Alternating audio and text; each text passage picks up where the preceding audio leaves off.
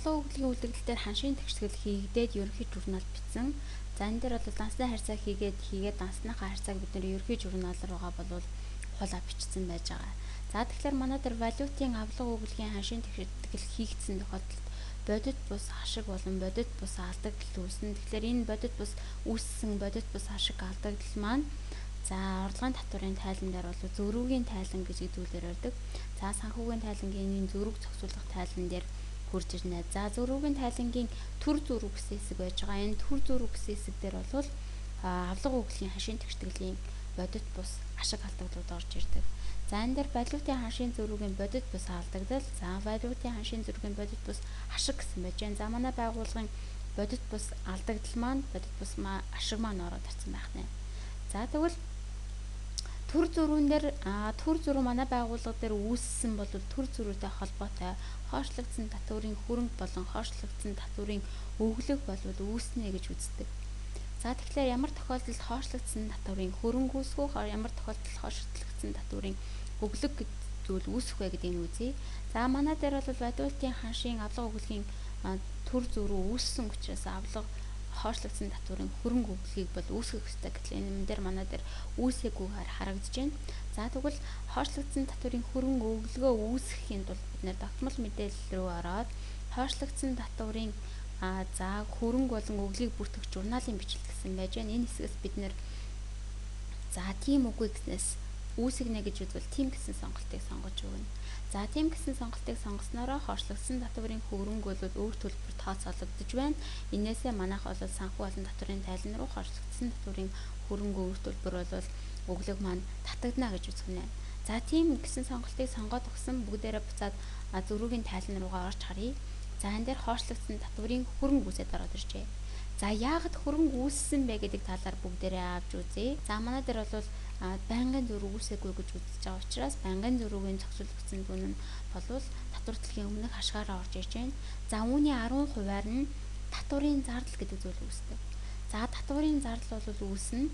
Энэ татварын зардал нь журналын бичлэгтэн дээр харъя. За энэ журналын бичлэгтэн дээр татварын зардал буюу зардлын данс дебет талдаа за 253.8 гэдэг энэ дээр бол зардлын дүн дебет талдаа татварын зардал үүсжээ. За одоо тэгвэл төр зөрүү үүссэн. За төр зөрүү үүсгэхээр манай дээр нэмэгдүүлэх утга бас мөн бууруулах утга гэж байж байна. За тэгвэл нийтлэг хувь хэмжээгээр ногдуулах нийт татварын дүн нь B дээр V3-ыг нэмээд V4-ыг хаснаа гэж байна. За B гэдэг бол байнгын зөрүүгээр зохицуулагдсан дүн. За энэ дүн дээр төр зөрүүгийн нэмэгдүүлэх утга буюу манай бодит бус алдагдал маань нэмэгдүүлээд за бодит бус ашиг бол бууруулах утга гэж хасагдана гэсэн. За энэ дээр хасагдаад за 5,268,404 маань энэ дээр бол орж ирсэн байх нэ. За энэ бол татвар ногдох орлогын дүн байлаа. За үүний 10%-аар бол ногдуулсан татвар гарч ирж байна. Тэгэхээр орлогын албан татвар буюу татварт бол 526,100 төгрөгийг төлнө гэж гарч ирж байна. Тэгвэл энэ орлогын албан татврын өглөг болох хэвээр тэгвэл журналын бичлэлд нь харъя. Орлогын албан татврын өглөг кредитталтаа за 526,000. За манай дээр орлогын татврын зардлыг бол байнгын зөрүүгийн 10%-аар гэсэн. Тэгэхээр байнгын зөрүүгээ орлогын албан татврын зардал нь 253,000 байтал орлогын албан татврын өглөг нь 526 болоод байна. Тэгэхээр энэ хоёр дүнгийн маань зөрүү дүн нь манай дээр хойшлогдсон татварын хөрөнгө болж орж иж байна гэсэн. За энэ дээр манай дээр дебет талдаа хойшлогдсон татварын хөрөнгө болоод манай дебет кредит дүн болвол тэнцэнэ гэж ойлгох нь. Санхүүгийн байдлын тайланд тусгагдана гэж хэлсэн. За санхүүгийн байдлын тайлан руу орж харъя. За хойшлогдсон татварын хөрөнгө болвол 272,312 гэсэн дүнгээр бол хойшлогдсон татварын хөрөнгө үүсжээ. За ингэж бол хойшлогдсон татварын хөрөнгө үүсдэг байх нь. За тэгвэл хойшлогдсон татварын өглөг ямар тохиолдолд үүсдэг вэ гэхээр за саяны бол эсэргээрээ манай дээр валютын ханшийн зөрүүгийн бодит бус алдагдал маань бага, ашиг маань өндөр байгаа тохиолдолд хойшлогдсон татварын өглөг гэдэг зүйл үүсдэг. За тэгвэл бүгдээр өглөг үүсгэж үзье. За журнал руугаа ороод манай дээр энэ алдагдал маань за хэрэг манай дээр ашиг байсан бол яах вэ? Яаж өглөг хойшлогдсон татварын өглөг үүсдэг вэ гэдгийг үзье. За манай дээр ашиг маань өндөр болсон, алдагдал маань бага байсан байна гэж үзье. За ингээд орлогын татварын тайлан руугаа орж харъя.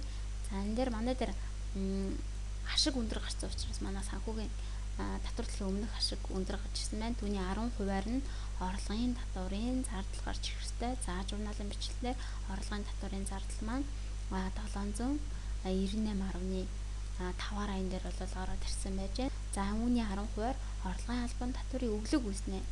За орлогын албан татварын өглөг маань кредитлэлтэй өсөж иж. За зардал маань 798 байтал орлогын албан татварын өглөг маань 526 болоод байна. Энэ хоёрын зөрүү дүн бол хойшлогдсон татварын өглөг буюу кредитлэлтэй үр төлбөрийн тас кредитлэлтэй үүсэж байна гэсэн. Ингээд манай дебет кредит дүн бол тэнцэж байна гэж үзэх нэ. Хойшлогдсон татварын өглөг гэдэг зүйл үүсэж байгаа тохиолдолд мөн санхүүгийн байдлын тайлан дээр хойшлогдсон татварын өглөг гэж гарч ирнэ. За тэгвэл санхүүгийн байдлын тайлан руугаа орж харъя. За санхүүгийн байдлын тайлан дээр за хойшлогдсон татварын үр төлбөр гэж оржсэн нь хойшлогдсон татварын өр нь 272,312 гэж хойшлогдсон татварын өглөг үүссэн байна.